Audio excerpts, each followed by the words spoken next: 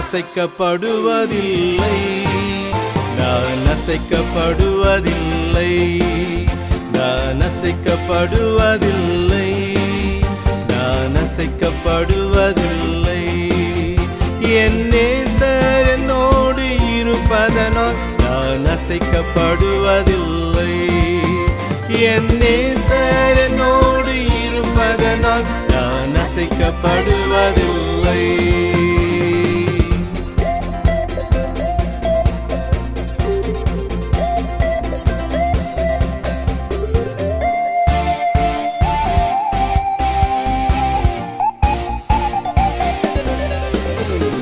பலமாய் காற்று மோதினாலும் அலைகள் புரண்டு வந்தாலும், பலமாய் காற்று மோதினாலும் அலைகள் புரண்டு வந்தாலும், கன்மலையாம் இயேசு என்னோடு இருக்கின்றார், கன்மலையாம் இயேசு என்னோடு இருக்கின்றார்.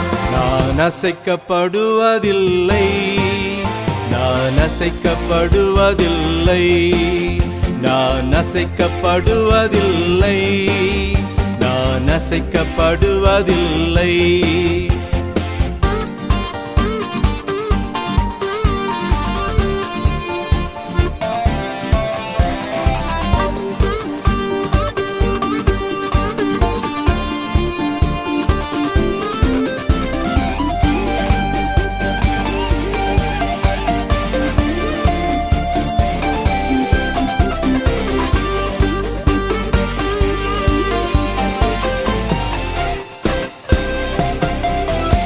யோர்தான் புரண்டு போனாலும் வழியறியாமல் திகைத்தாலும், யோர்தான் புரண்டு போனாலும் வழியறியாமல் திகைத்தாலும், பாதையை உருவாக்கி என்னை நடத்துவார், பாதையை உருவாக்கி என்னை நடத்துவார். நான் அசைக்கப்படுவதில்லை, நான் அசைக்கப்படுவதில்லை, நான் அசைக்கப்படுவதில்லை, நான் அசைக்கப்படுவதில்லை.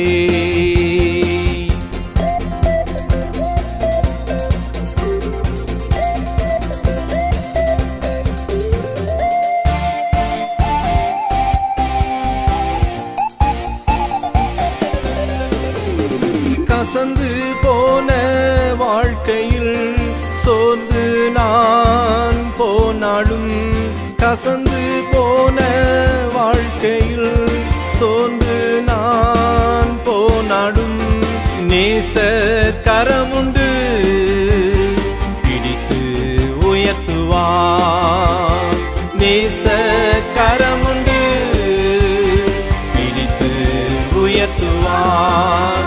நான் அசைக்கப்படுவதில்லை, நான் அசைக்கப்படுவதில்லை, நான் அசைக்கப்படுவதில்லை, நான் அசைக்கப்படுவதில்லை.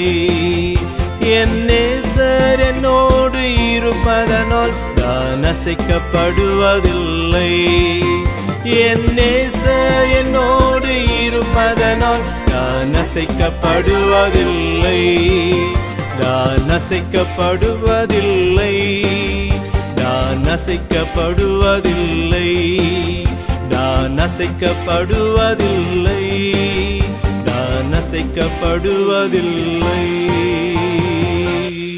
ஆண்டவராகிய இயேசு கிறிஸ்துவின் நாமத்தினாலே த ஹோலி மவுண்டன் மினிஸ்ட்ரி மூலமாக உங்களை சந்திப்பதிலே மிக்க மகிழ்ச்சி அடைகிறேன். இந்த நாளிலும் ஆதியாகமும் 4ஆம் அதிகாரம் 11-12 வசனங்களை நாம் பார்க்கிறோம். இப்பொழுது உன் சகோதரனுடைய இரத்தத்தை உன் கையிலே வாங்கி கொள்ள தன் வாயை திறந்த இந்த பூமியிலே நீ சபிக்கப்பட்டிருப்பாய். நீ நிலத்தை பயிரிடும்போது அது தன் பலனை இனி உனக்கு கொடாது. நீ பூமியிலே நிலையற்று அலைகிறவனாய் இருப்பாய் என்றார். இங்கு காயினை தேவன் சபிக்கிறார்.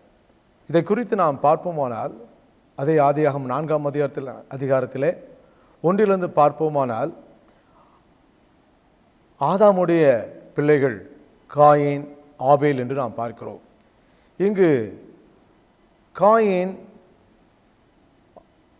காணிக்கைகளை படைக்கிறான். அதை தேவன் அங்கீகரிக்கவில்லை. ஆனால் ஆபேல் காணிக்கையை படைக்கும்போது அதை தேவன் அங்கீகரித்தார் என்று எல்லாருக்கும் தெரியும். ஆனால் இங்கு பார்க்கிறோம், இங்கு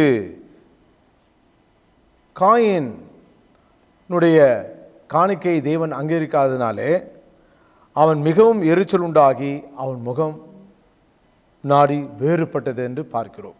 அதனால் தேவன் ஆதியாகமம் 4ஆம் அதிகாரம் 6-7 அப்பொழுது கர்த்தர் காயினை நோக்கி, உனக்கு ஏன் எரிச்சல் உண்டாயிற்று, உன் முகநாடி ஏன் வேறுபட்டது என்று கேட்கிறார். ஏன் பாவம் நீ எரிச்சல் உண்டாகிற, ஏன் முகநாடி மாறுது சொல்லிட்டு அவர் சொல்கிறாரு, நீ நன்மை செய்தால் மேன்மையில்லையோ, நீ நன்மை செய்யாதிருந்தால் பாவம் வாசற்படியில் படுத்திருக்கும்.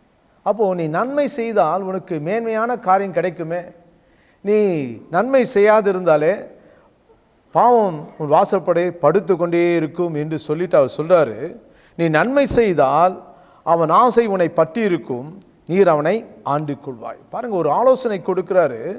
நீ நன்மை செய்தால் உன் சகோதரனுடைய ஆசை அவனை பற்றி இருக்கும்பா, உன்னை பற்றி இருக்கும், அவன் ஆசை உன்னை பற்றி இருக்கும், நீ அவனை ஆண்டு கொள்வாய்ப்பா, நீ நன்மை செய் என்று அவனை பார்த்து சொல்கிறார்.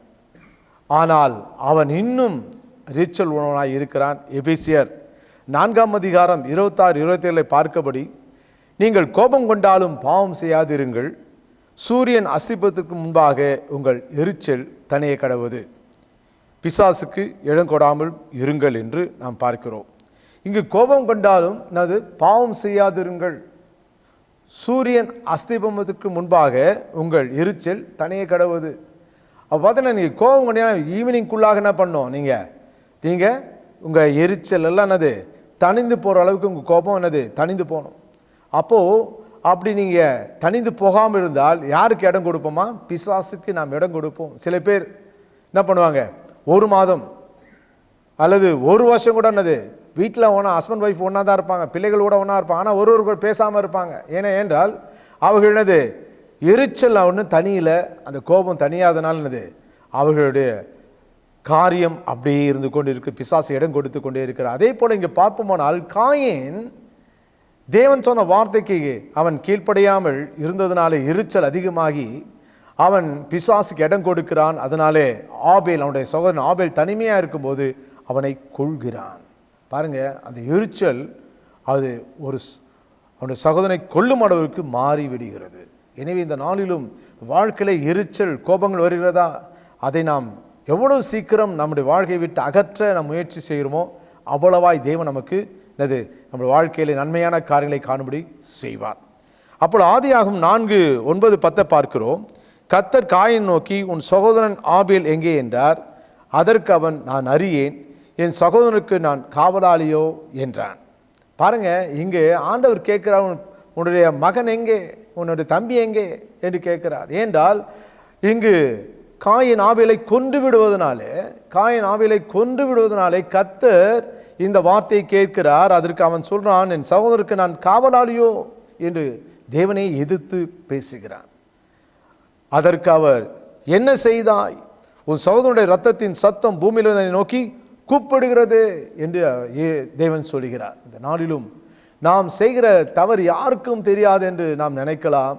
ஆனால் நம்மை ஒவ்வொரு நிமிடமும் ஒவ்வொரு செகண்டும் அவருடைய கண்கள் நம்மை நோக்கி பார்த்து கொண்டிருப்பதை நாம் மறந்துவிடக்கூடாது. நாம் செய்கிற ஒவ்வொரு காரியத்தையும் தேவன் கவனிக்கிறார் என்பதை நாம் மறந்துவிடக்கூடாது. எனவே நாம் நம்முடைய காரியங்களை நாம் ஜாக்கிரதையாக இருக்க வேண்டும். பார்ப்போமானால் அப்பொழுது தான் பார்த்தீங்கன்னா அதே 4ஆம் அதிகாரம் 11-12 காயினை தேவன் சபிக்கிறார் என்று நாம் வாசித்தோம். தேவன் காயினை சபித்த பிறகு பார்க்கிறோம், ஆதியாகமம் 4ஆம் அதிகாரம் 13-14, எனக்கு இட்ட தண்டனை என்னால் சகிக்க முடியாது, என்னை கண்டுபிடிக்கிறவன் எவனும் என்னை கொண்டு போடுவானே என்றான். பார்ப்போம், அவன் சொல்கிறான், எனக்கு இட்ட தண்டனை பெரிது, எனக்கு இட்ட தண்டனை பெரிதாக இருக்கிறது, என்னை கண்டுபிடிக்க கொண்டு போடுவானே என்று சொன்னபோது தேவன் அவருக்கு என்ன சொல்கிறான் பார்ப்போம். ஆதியாகமம் 4:15 பார்க்கிறோம். கர்த்தர் அவனை நோக்கி, காயினை கொள்கிற எவன் மேலும் 7 பழி சுமரும். காயினை கண்டுபிடிக்கிற எவனும் அவனை கொண்டு போடாதபடி கர்த்தர் அவன் மேல் ஒரு அடையாளத்தை போட்டார். பாருங்க, ஆண்டவர் அவனுக்கு ஒரு சான்ஸ் கொடுக்கிறாருன்னா சொல்றாருன்னா, காயினை கொண்டு போடாதபடிக்கு ஒரு அடையாளத்தை அவன் மேலே போடுகிறார். இந்த நாளிலும் நமக்கும் ஒரு அடையாளத்தை அவர் போட்டி இருக்கிறார். கலாத்தியர் 3 அதிகாரம் 13 வசனத்திலே பார்க்கிறோம், மரத்திலே தூக்கப்பட்ட எவனும் சபிக்கப்பட்டவன் என்று எழுதியிருக்கிறபடி கிறிஸ்து நமக்காக சாபமாகி நியாயப்பிரமாணத்தின் சாபத்திற்கு நம்மை நீங்களாக்கி மீட்டு கொண்டார் வார்த்தைபடியாக மரத்தில் தூக்கப்பட்ட இயேசு சபிக்கப்பட்டவர் என்று நினைத்தாலும் அந்த கிறிஸ்துவாகிய இயேசு சாபமாகி இந்த நியாயப்பிரமாணத்தின் சாபத்துக்கு நம்மை நீங்களாக்கி அவர் ரட்சிக்கிறவராய் இருக்கிறார், மீட்டு கொண்டு நம்மை நடத்துகிறவராய் இருக்கிறார். அது மாத்திரமல்ல, ரோமர் 5 அதிகாரம் 8-9 பார்க்கிறோம், நாம் பாவிகளாய் இருக்கையில் கிறிஸ்து நமக்காக மரித்ததினாலே தேவன் அன்பை வெளிப்படுத்தினார் என்று நாம் பார்க்கிறோம். அது மாத்திரமல்ல, இயேசு கிறிஸ்து மூலமாய் அவருடைய இரத்தத்தினாலே ரட்சிப்பு என்ற அடையாளத்தை போட்டு சாபமான காரியத்திலிருந்து நம்மை காக்கிறவராய் அவர் இருக்கிறார். எனவே நம் வாழ்க்கையில பல காரியங்கள் நம் வாழ்க்கையில சாபமாய் மாறி இருக்கலாம். சில மனுஷர்கள் நம்மை சபித்து இருக்கலாம். சில நமக்கு நாம் மற்றவர்கள் வேண்டாத காரியங்களை செய்தபோது சபித்து இருக்கலாம். அல்லது தேவனுக்கு பிரியமில்லாத காரியங்களை செய்தபோது தேவன் மூலமாக சாபத்தை நாம் பெற்றிருக்கலாம். அந்த சாபம் நம் வாழ்க்கையை பின்தொடர்ந்து இருக்கலாம். ஆனாலும் நம் சாபத்தை எல்லாம் தேவன் ஆசீர்வாதமாக மாற்ற அவர் விரும்புகிறார். நீங்கள் ரட்சிப்பை பெற்றுக்கொள்ளும்போது அது சாபம் ஆசீர்வாதமாக இன்னும் மாறுபடி செய்து உங்களை நடத்துவார். ஒரு ஊரில் ஒரு கிராமத்திலே 18 வயது உள்ள ஒரு பெண் இயேசுவை ஆண்டவராக ஏற்றுக்கொண்டார். அதை அறிந்தபோது அந்த ஊரில் இருக்கிற மக்கள் எல்லாம் அங்கே வேறு தேவர்களை வழிபடாமல் அவர்களுக்கென்று ஒரு தெய்வத்தை வழிபட்டு கொண்டிருந்தார்கள். அதனால் ஊர் மக்களாம் சேர்ந்து அந்த பஞ்சாயத்து தலைவரிடத்தில் போய் சொன்னார்கள், இந்த பெண் இயேசு என்ற ஒரு மார்க்கத்தை தெரிந்து கொண்டு சென்று விட்டால் என்று சொன்னபோது பஞ்சாயத்து கூடியது. இந்த பஞ்சாயத்து தலைவனும் அந்த பெண்ணை கொண்டு வரும்படி சொன்னார்கள். அப்பொழுது அந்த பெண்ணை பார்த்து அந்த பஞ்சாயத்து தலைவன் கேட்டான், நீ ஏற்றுக்கொண்ட அந்த இயேசுவை விட்டுவிட்டால் இந்த ஊரில் இருக்கலாம், இல்லை என்றால் இந்த ஊரை விட்டு நாங்கள் அனுப்பிவிடுவோம் அல்லது உன்னை கொன்று போடுவோம் என்று சொன்னார்கள். அப்பொழுது அந்த பெண் சொன்னால், நான் இயேசுவை உண்மையாய் நான் ஏற்றுக்கொண்டதுனால நான் அவரை விட மாட்டேன் என்று சொன்னபோது எல்லா ஊர் மக்களும் இடத்துல அந்த பஞ்சாயத்து தலைவர் கேட்டார். ஊர் மக்கள் சொன்னார்கள், இந்த பெண்ணை நீங்கள் என்ன செய்யணும் செய்யுங்க என்று சொன்னபோது அந்த ஊர் எல்லைக்கு அந்த பெண்ணை கொண்டு போனார்கள். அவள் ஒரு குழியை வெட்டினார்கள். குழியை வெட்டி அவள் கழுத்தளவுக்கு வரும்படியாக அந்த பெண்ணை அந்த குழியில் வைத்து மண்ணினாலே மூடிவிட்டார்கள். அந்த நேரம் மாலை நேரமாக இருந்தது. மூடிவிட்ட பிறகு அந்த ஊரார் எறும்பு புத்தியில் சென்று எறும்பையெல்லாம் எடுத்து வந்து அந்த பெண்ணுடைய முகத்திலே போட்டார். போட்டுவிட்டு அவர்கள் எல்லாம் கடந்து போய்விட்டார். அந்த மாலை நேரம் இரவு நேரமாய் மாறியது. அந்த எறும்புகள் அந்த பெண்ணுடைய முகத்தை கடிக்க ஆரம்பித்தது. அவள் அந்த வழி தாகாமல் கத்திக்கொண்டே இருந்தாள். ஆனால் ஒருவரும் அவளுக்கு உதவி செய்ய வரவில்லை. என்றால் அந்த பஞ்சாயத்து தலைவர் ஒருவரும் ஹெல்ப் பண்ணக்கூடாதுன்னு சொல்லியிருந்தார். அதனால் ஒரு ஆள் கூட வரல. அதனால் அந்த பெண் கத்திக்கொண்டே இருந்தாள். இரவு முழுவதும் கத்திக்கொண்டே இருந்தாள். எனக்கு யாராவது உதவி செய்வார்களா என்று கத்திக்கொண்டே இருந்தாள். ஆனால் ஒரு நபர் கூட வரவில்லை. இரவு நேரம் முழுவதும் அவரை கத்திக்கொண்டே இருந்தாள். ஆனால் கடைசியாக அவள் அந்த கிராமத்தில் இருக்கிற மக்களை பார்த்து ஒரு சாபமிட்டாள். எனக்கு நேரிட்ட இதே கதி ஒரு குடும்பத்தில் இருக்கிற பெண்களுக்கும் நேரிடும் என்று சொல்லி அவள் கத்திக்கொண்டே அவள் மரித்து போனாள். அவள் மரித்த போது அந்த ஜனங்களாம் வந்து பார்த்தார்கள், பார்த்துவிட்டு போய்விட்டார்கள். ஆனால் அந்த ஊரிலே 18 வயது ஆகிற ஒரு பெண் வரும்போது அவள் நிரம்பின அந்த பிறந்தநாளை அவள் நிரம்பின வேளையில், பிறந்தநாளை கொண்டாடி நிரம்பின வேளையில் அவள் அடுத்த நாளே இறந்து போவாள். அப்படியாக அந்த கிராமத்தில் எந்த 18 வயது இருக்கிற பெண்கள் பிறந்தநாள் காண்கிறார்களோ அடுத்த நாள் இறந்து போவார்கள். அதனால் ஊரால் என்ன பண்ணுவாங்கன்னா, அந்த 18 வயது அந்த பெண் இறந்து போகிறதுக்கு முன்பாக ஒரு ஃபங்க்ஷன் வைப்பாங்க. வச்சு என்ன பண்ணுவாங்க, அந்த அடுத்த நாள் இவள் இறந்து போவாள்னு சொல்லி அந்த ஃபங்க்ஷன் வைப்பார்கள். ஆனால் அடுத்த நாள் இறந்து போவார்கள். அப்படியாக இந்த குடும்பத்தில் ஒவ்வொரு குடும்பத்திலும் நடந்து கொண்டே இருந்தது. ஆனால் அந்த ஊரில் ஒரு குடும்பத்தார் யாருக்கும் தெரியாமல் பக்கத்து ஊரிலே அவருடைய சொந்தங்கள் மூலமாக இயேசுவை அறிந்து கொண்டார்கள். ரகசியமாக அவர்கள் ஜெபிக்க ஆரம்பித்தார்கள். ரகசியமாக அவர்கள் ஜெபித்து அவர் இயேசுவை ஏற்றுக்கொண்டு அவர்கள் அந்த கிராமத்தில் வசித்தார்கள். அவர் அந்த குடும்பத்தாருக்கு ஒரு 18 வயது ஒரு பெண் இருந்தால் அவளுக்கும் அந்த பிறந்தநாள் நாளுக்கான காரியங்கள்லாம் அவர்கள் குறித்து விட்டார்கள். அவர்கள் அந்த நாளை பார்த்து கொண்டிருந்தார்கள். ஆனால் ஒன்று அவர்கள் ஜெபித்த காரியம், ஆண்டவரே நீங்கள் சிலுவையிலே சாபமாக மாறி இந்த சாபத்தெல்லாம் நீக்கிவிட்டீரே என்று சொல்லி அவர்கள் ஜெபித்தார்கள். ஜெபித்த போது பார்த்தீங்கன்னா அவர்கள் அந்த ஃபங்க்ஷனை நடத்த வேண்டும் ஊரார் சொன்னதுனால அந்த பெண்ணுக்கு அந்த பிறந்தநாள் அந்த விழாவை கொண்டாடினார்கள். கொண்டாடின பிறகு அடுத்த நாள் ஊராரெல்லாம் பார்த்து கொண்டிருக்கிறார்கள் இந்த பெண் இறந்து போவாளான்னு. ஆனால் அடுத்த நாள் எல்லாம் அந்த வீட்டுக்கு எல்லாம் வந்துட்டாங்க. இந்த பெண் இறந்துருப்பான்னு சொல்லிட்டு வந்துட்டாங்க. வந்து பார்த்தால் அந்த பெண் இறக்கவில்லை. அதை பார்த்த உடனே ஊரார் கேட்டார்கள், என்ன காரணம்? எங்களுடைய பிள்ளைகளெல்லாம் இறந்து போனார்கள், ஆனால் உன்னுடைய மகள் மாட்டம் ஏன் இறக்கவில்லை என்று கேட்டபோது அந்த குடும்பத்தார் சொன்னார்கள், நாங்கள் இயேசுவை இரட்சகராக நாங்கள் ஏற்றுக்கொண்டோம், அவர் உண்மையான தெய்வமாக ஏற்றுக்கொண்டோம், அதனால் நாங்கள் பிழைத்திருக்கிறோம், என் மகளும் பிழைத்திருக்கான்னு சொன்னபோது அந்த ஊரார் மற்றும் அந்த ஊர் தலைவனெல்லாம் வந்து சொன்னார்கள், உங்கள் இயேசுவை நாங்களும் ஏற்றுக்கொள்கிறோம், என்றால் இனிமேலும் இந்த சாபம் வரக்கூடாது, இந்த ஊராருக்கு வரக்கூடாது என்று சொல்லி அந்த இயேசுவை நாங்கள் ஏற்றுக்கொண்டோம் என்று சொன்னார்கள். இந்த நாளிலும் உங்கள் வாழ்க்கையிலும் பல சாபங்கள் பின்தொடர்ந்து வந்து கொண்டிருக்கிறதா? பலர் இட்ட சாபங்கள் உங்கள் பின்தொடர்ந்து வந்து கொண்டிருக்கிறதா? ஆனால் சாபத்தை எல்லாம் ஆசீர்வாதமாய் மாற்ற இயேசு இந்த நாளில் விரும்புகிறார்.